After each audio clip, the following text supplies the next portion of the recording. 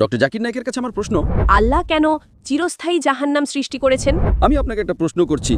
আসসালামু আলাইকুম প্রিয় দর্শক, একজন মুসলিম বোন এবং একজন খ্রিস্টান ভাই ডক্টর জাকির নায়েককে দুইটা প্রশ্ন করেছে এবং প্রশ্ন দুটো অনেক জটিল। এখন দেখব জাকির নায়েক সেই প্রশ্ন দুটোর উত্তর কিভাবে দেয়, সেটা দেখার জন্য পুরো ভিডিওটা দেখেন। আমরা জানি যে আল্লাহ পরম দয়ালু।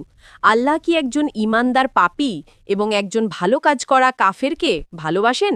যদি তাই হয় তবে আল্লাহ কেন চিরস্থায়ী জাহান্নাম সৃষ্টি করেছেন? আল্লাহ কোরআনে সূরা মুলকে 67 নম্বর অধ্যায়ের 2 নম্বর আয়াতে বলেন, তিনি আল্লাহ যিনি মৃত্যু ও জীবন সৃষ্টি করেছেন তোমাদের মধ্যে কে কাজে উত্তম তা পরীক্ষা করার জন্য। সুতরাং এই জীবন পরকালের জন্য একটা পরীক্ষা। আমি আপনাকে একটা প্রশ্ন করছি, শিক্ষক কি একজন পাশ করা ছাত্রকে পছন্দ করেন নাকি একজন ফেল করা ছাত্রকে? যে পাস করে। শিক্ষক ফেল করা ছাত্রকে পছন্দ করেন না, কারণ শিক্ষক সেখানে পরামর্শ দেওয়ার জন্য ছিলেন, আর সেই ব্যক্তি মনোযোগ দিচ্ছিল না, যে শিক্ষকের কথা শুনছে না। শিক্ষক ছাত্রকে সুযোগ দেন, কিন্তু পড়াশোনা না করলে ছাত্র নিজেই ফেল করে। ঠিক সেভাবে আল্লাহ সুবহানাহু ওয়া তাআলা সমস্ত মানবজাতিকে পছন্দ করার সুযোগ দিয়েছেন। এই বিশ্বে আল্লাহ মানবজাতিকে শতাধিক সুযোগ প্রদান করেন। তুমি একটা ভুল করলে আল্লাহ তোমাকে মাফ করে দেন, তোমাকে আরেকটি সুযোগ দেন। কিন্তু মৃত্যুর পর তোমার পরীক্ষার সমাপ্তি ঘটে। যদি আপনি মুশরিক হিসেবে মারা যান, আল্লাহ ছাড়া অন্য কারোর ইবাদত করেন, অথবা আপনি কাফের হিসেবে মারা যান, তাহলে আপনার কোনো উপায় থাকবে না। সুতরাং কাফের, কোরআন বলে, আল্লাহর ন্যায় বিচারের বিরুদ্ধে কখনো আপত্তি করবে না। তারা স্বীকার করবে যে তারা ভুল ছিল, তারা শুধু আরেকটা সুযোগ চাইবে। আল্লাহ বলবেন অনেক দেরি হয়ে গেছে। তাই জীবনটা একটা পরীক্ষা, যদি ব্যর্থ হন তাহলে শাস্তি পাবেন। আশা করি প্রশ্নটা পেয়েছেন। ডক্টর জাকির নায়েকের কাছে আমার প্রশ্ন, যখন যিশু অলৌকিক কাজ করেছিলেন, যেমন মৃতকে জীবিত করা, অন্ধকে দৃষ্টিশক্তি দেওয়া, আমার প্রশ্ন হলো তিনি কার শক্তিতে এসব করেছিলেন, আল্লাহর নাকি পবিত্র আত্মার? এর উত্তর পবিত্র কোরআনেই দেওয়া আছে। আল্লাহ কোরআনে বলেছেন সূরা ইমরানের 3 নম্বর সূরার 49 নম্বর আয়াতে, যে যীশু খ্রিস্ট, তার উপর শান্তি বর্ষিত হোক, তাকে বনী ইসরাঈলের কাছে একজন বার্তাবাহক হিসেবে পাঠানো হয়েছিল এবং তিনি মৃতকে জীবন দিয়েছিলেন আল্লাহর অনুমতিতে, বিইদনিল্লাহ।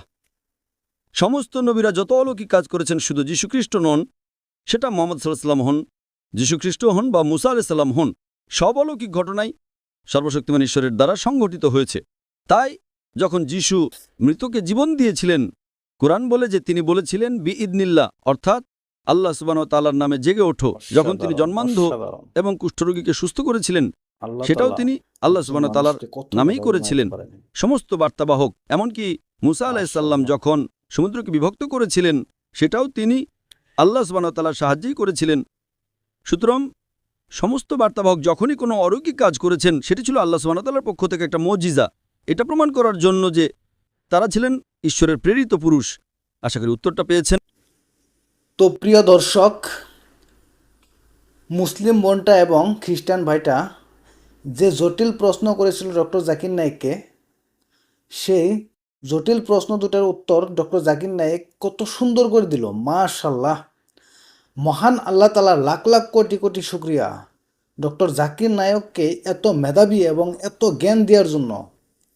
তিনি সব ধর্মের উদ্ধৃতি দিয়ে কথা বলেন এবং 20টা নম্বর কত নম্বরে আছে লেখা সেটা ডাইরেক্ট বলে দেন। অসাধারণ মেধাবী, অসাধারণ জ্ঞান। তো উত্তরটা আমার কাছে খুবই ভালো লেগেছে, খুব সুন্দর করে উত্তরটা দিয়েছে। আশা করি আপনাদেরও সবার উত্তরটা খুব ভালো লেগেছে। যদি ভিডিওটা ভালো লাগে অবশ্যই ভিডিওটাকে লাইক করবেন, কমেন্ট করতে ভুলবেন না এবং সাথে সাথে চ্যানেলটাকে সাবস্ক্রাইব করবেন, কারণ এই চ্যানেলে নিয়মিত ডক্টর জাকির নায়েকের ভিডিও আপনারা দেখতে পারবেন। সবাইকে অনেক অনেক ধন্যবাদ। আজকে এখানে রাখছি, মিলছি পরবর্তী ভিডিওতে। আসসালামু আলাইকুম।